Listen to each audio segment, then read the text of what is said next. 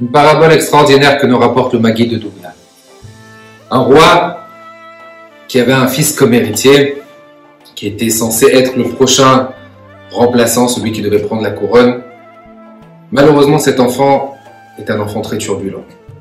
Il est très, ne voulait pas aller à l'école, des mauvaises notes, un comportement indigne d'un prince. Le roi se faisait beaucoup de mauvais sang, il s'est dit, mais de quelle façon? Il commence à demander à ses conseillers, de quelle façon je vais pouvoir orienter et éduquer cet enfant? Il a tout, c'est un prince. Combien c'est important, juste entre parenthèses, pas de faire souffrir nos enfants, pas du tout, mais de leur apprendre les valeurs des choses, qu'on n'a pas les choses gratuitement, de leur donner de l'importance, qu'on n'achète pas à tout va, qu'on n'achète pas des paires de baskets, des chaussures, des habits, comme ça gratuitement, non, ça se mérite. Ça se mérite, chaque chose doit se mériter. On ne peut pas pourrir nos enfants parce que malheureusement plus tard, est-ce que la vie fera en sorte à ce qu'ils pourront se permettre d'avoir ces choses-là? Au moins leur apprendre les valeurs, que tout s'acquiert dans la difficulté, pas dans la facilité. Donc le roi, en question, demande à ses conseillers lui disent la seule façon c'est que tu le fasses un peu souffrir. Il s'organise, il dit il faut à tout prix que je le fasse travailler. Il faut qu'il mette les mains un peu dans la boue, qu'il sache un peu c'est quoi l'importance. Il commence à se renseigner et il dit la meilleure des choses, c'est que je le mette en tant que couturier, qu'il apprenne, qu'il travaille avec ses mains, qu'il se pique les doigts. Il cherche un couturier, il l'amène de force et il lui dit regarde, je te donne la somme que tu as envie. Juste, occupe-toi de mon fils, éduque-le de la meilleure des façons. Je veux qu'il apprenne l'importance et les valeurs du travail. Comme ça, il saura exactement de quelle façon se comporter avec les personnes et avec ses futurs sujets. Le couturier lui dit, il n'y a pas de souci. Mais sachez comme quoi je prends 1000 pièces pour pouvoir éduquer votre enfant. Et en combien de temps? En un an. En un an, vous me donnez 1000 pièces et vous me les divisez en 3. Vous me les divisez en 3, 333, 333, 333, vous me les divisez. Et comme ça, je vous donnerai des nouvelles tous les trimestres. D'accord, très bien. Premier trimestre, le couturier écrit au roi, vous pouvez être très fier de votre fils. Il a fait des progrès énormes. Il apprend très très bien. Deuxième trimestre, vous pouvez être très fier. Il a passé son deuxième trimestre de couturier avec brillance. C'était une très belle réussite. Troisième trimestre, le roi était content. Il s'est dit au moins il a appris, il apprend c'est quoi l'importance. Pas de réponse. Encore un mois, pas de réponse. Le roi s'inquiète. Au bout de 2 mois, ça faisait pratiquement 1 an et 3 mois, il commence à s'enseigner, il appelle le couturier, il va chez lui. Dis-moi, ça y est, c'est pas terminé, comment il va mon fils? Je suis désolé, ton fils, j'arrive à rien faire avec lui. Mais comment t'arrives à rien faire avec lui? Ah non, c'est un mauvais couturier. Tu m'as dit les 3 premiers mois, ça s'est bien passé. Les 3 deuxièmes mois, ça s'est bien passé.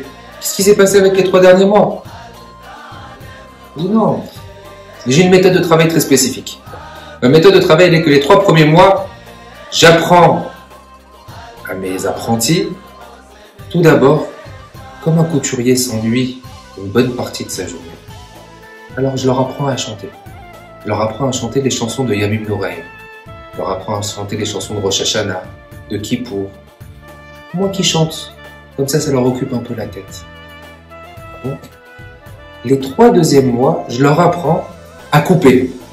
Parce que automatiquement, pour être un bon couturier, il faut savoir couper. Donc je leur mets des lignes et je leur apprends à couper. Ton fils chantait, il a très bien appris. Couper, il s'est débrouillé. Lorsque j'ai commencé à lui apprendre à mettre le fil et une aiguille et à rentrer à l'intérieur, il m'a cassé toutes les aiguilles, il savait pas, il se blessait, il s'est coupé, il n'y a rien qui marchait. Je peux rien faire. Le roi lui dit, mais je comprends pas. Je t'ai pas envoyé mon fils pour que tu l'apprennes à chanter. C'est pas le motif que tu me dises que mon fils il sache super bien chanter. Je m'en fiche, c'est pas la chose la plus importante. Je l'ai pas envoyé pour qu'il apprenne à chanter. Parabole est l'explication de cette histoire. Récompense de Rosh Hashanah, Kippour, c'est des chansons. Combien on voit d'entrain sur les chansons de Kippour? El Nora Lila, Combien on voit d'emprunts sur les champs des Slichot? C'est pas l'essentiel. L'essentiel de Rosh Hashanah, l'essentiel de Yamim Noraim, l'essentiel de ces jours redoutables, c'est pas la chanson. L'essentiel, c'est qu'est-ce que je vais prendre? Comment je vais me réparer? Qu'est-ce que je vais arriver à me travailler? Ça, c'est l'essentiel. Atem Nitzavim Hayom Kulchem. On est tous debout devant Akadosh Baruch Hu. C'est la paracha de cette semaine. Akadosh Baruch Hu dit Nitzav, se tenir droit. Être un soldat d'Akadosh Baruch Hu. Un soldat d'Akadosh Baruch Hu, porter le fanion d'Hachem. Et être un soldat d'Hachem est synonyme de respect de Torah et des mitzvot.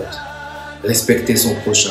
Prendre sur soi des kabbalotes, prendre sur soi des engagements qui vont faire en sorte à ce qu'on va avoir un bon jugement.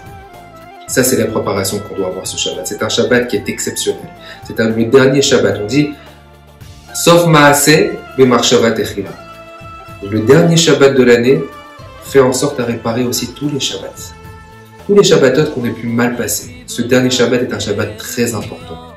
On doit se tenir droit pour remercier Akadosh Baruch Hu, prendre sur nous des engagements pour arriver Be'ezrat Hashem quelques jours à Rosh Hashanah et avoir Be'ezrat Hashem un bon décret, un bon jugement et qu'on soit tous inscrits et scellés dans le livre de la vie Be'ezrat Hashem. Shabbat Shalom.